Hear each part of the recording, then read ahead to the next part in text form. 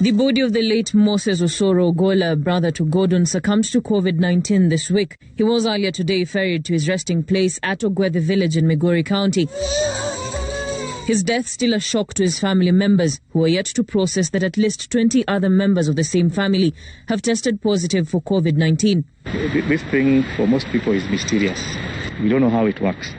So that the moment it is heard that one person has it or two people have it within the family, there's that scare that what is going to happen all of us? Are we going to be wiped out? Owing to police presence, curious villagers stood on rocks outside the compound at a distance, trying to follow what was happening within the homestead that was in mourning.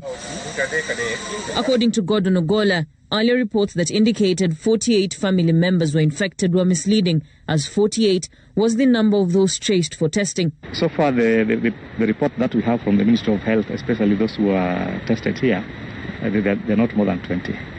Among those infected include his mother, who is in the intensive care unit, as well as his stepmother, the mother's driver, who is a stepbrother, his brother's wife, two nephews, one said to have accompanied the granny to hospital in the ambulance. All of them are in quarantine at a facility in Migori County. This thing is there, and we must take precaution, so that in as much as the government is always there on TV telling us to take care about corona, we the citizens, we should also come up.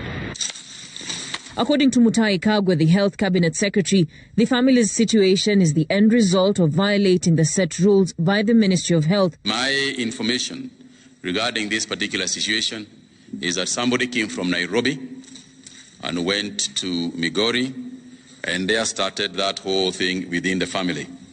We have told people that they will take the disease to their parents. We want them not to do it. Some have already. So the only thing we can do now is to urge those who have not, please don't do so. Ogola, however, insists the infection chain is not clear on who may have been infected first in the family. He says his mother fell ill about 2 weeks ago and was rushed to hospital, where she was diagnosed with malaria. Her condition is said to have worsened, only for her to test positive for COVID-19.